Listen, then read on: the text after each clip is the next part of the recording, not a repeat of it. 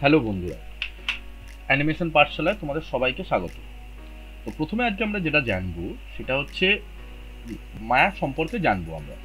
তো মায়া সম্পর্কে জানতে হলে প্রথমে যেটা জানতে হবে যে পিসি কনফিগারেশন কীরকম লাগে।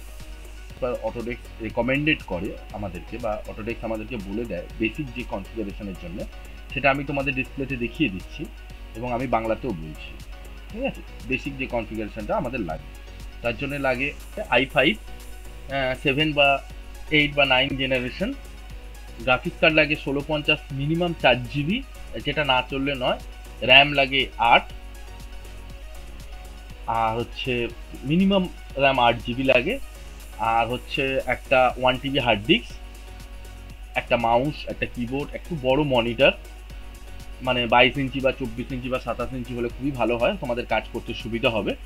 ঠিক আছে, এই বেসিক কনফিগারেশনটা লাগে। হ্যাঁ, সব থেকে আরও একটা ইম্পর্টেন্ট জিনিস যেটা লাগে সেটা হচ্ছে একটা হেডফোন। তো এটা গেল আমার বেসিক কনফিগারেশন। এবং মায়া সফটওয়্যার দিয়ে কী কী কাজ করা যায়, মায়া সফটওয়্যার দিয়ে যে কাজগুলো করা যায় সেটা জানতে হলে যেটা জানতে হবে সেটা হচ্ছে যে প্রোডাকশন পাইপলাইন।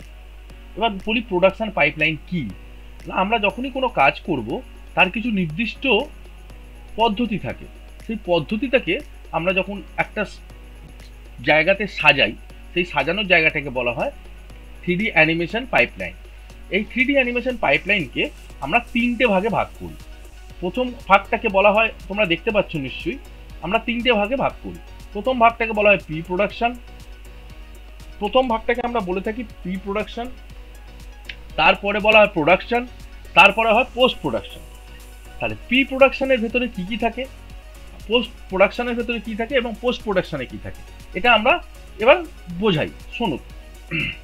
প্রি প্রোডাকশনের ভেতরে কি কি থাকে, প্রথমে যেটা থাকে যে আইডিয়া জেনারেট। যে কোনো যখন তুমি একটা কোনো কিছু জিনিস তৈরি করবে তার জন্য তোমাকে একটা ভাবনা চিন্তা করতে, ধরো একটা মুভি তৈরি করছো বা তুমি একটা মডেল তৈরি করছো বা যাই কিছু করছো না, তার জন্য একটা ভাবনা লাগে। এবং সেই ভাবনাটাকে যখন আমরা কি করি, লিখে ফেলি বা কোনো খাতাতে বা কোথাও যখন আমরা লিখি, কারণ মানুষের ভাবনা তো প্রতি মুহূর্তে পরিবর্তন হয়, তো সেই জায়গা থেকে অনেক সমস্যা।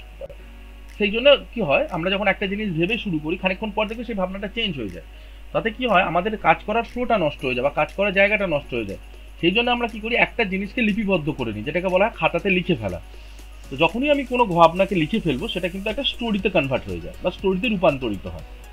ঠিক আছে, তো দেন সেই স্টোরিটাকে, গল্প আলাদা জিনিস, স্ক্রিপ্ট আলাদা জিনিস। আমি তোমাদেরকে স্যাম্পেল দেখিয়ে দেবো গল্প আর স্ক্রিপ্টের ভেতর কি ডিফারেন্স থাকে।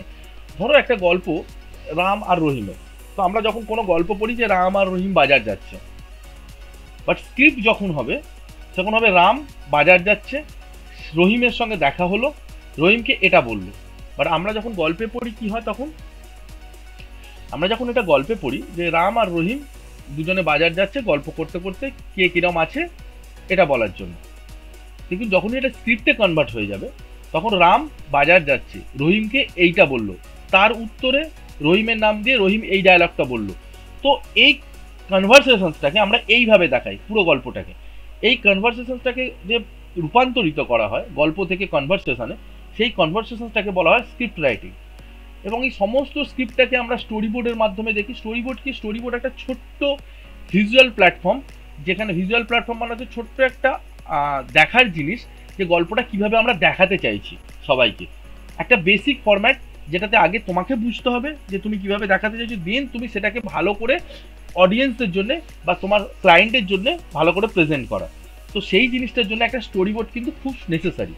অ্যানিমেটিক্স কি, অ্যানিমেটিক্স হচ্ছে অ্যানিমেশনের একটা ছোট্ট ভাগ, যে আমরা প্রত্যেকটা মেন পোজ দিয়ে আমরা এখানে মেন ব্লকিংগুলোকে দিয়ে এবং পিছন দিকে অডিও রেকর্ড করে আমরা টোটাল অ্যানিমেশনের টাইমিংটাকে রেডি করি, সেটাই হচ্ছে আমাদের অ্যানিমেটিক্স। ঠিক আছে, এরপর আসছে কনসেপ্ট আর্ট। কনসেপ্ট আর্ট কথার অর্থ হচ্ছে যে ক্যারেক্টারগুলোকে রেডি করা এবং টোটাল আর্ট প্ল্যাটফর্মটাকে রেডি করে নেওয়া। ঠিক আছে, এটা গেল আমার প্রি প্রোডাকশন।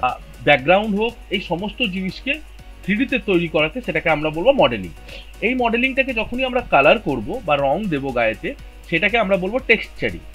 ঠিক আছে, এবং অ্যানিমেশনের আগে এখানে একটা জিনিস দেখো তোমরা, সেটাকে বলা হয় rigging. What is rigging? Rigging, 3D rigging. Rigging কথার অর্থ হচ্ছে যে আমাদের শরীরে যেমন বোনস থাকে, তেমন অ্যানিমেশনেরও মুভি ক্যারেক্টারগুলোর ভেতরে কিন্তু বোনস জেনারেট করতে হয়, নাহলে কিন্তু ওরা কোনো মুভমেন্ট ওদের ভেতরে আসবে না। তো সেই জন্য আমাদের কি এই বোনস রেডি করা বা স্কেলিটন সেটআপটাকে রেডি করাকে আমরা এখানে বলে থাকি রিগিং। ঠিক আছে, এরপর যেটা আসছে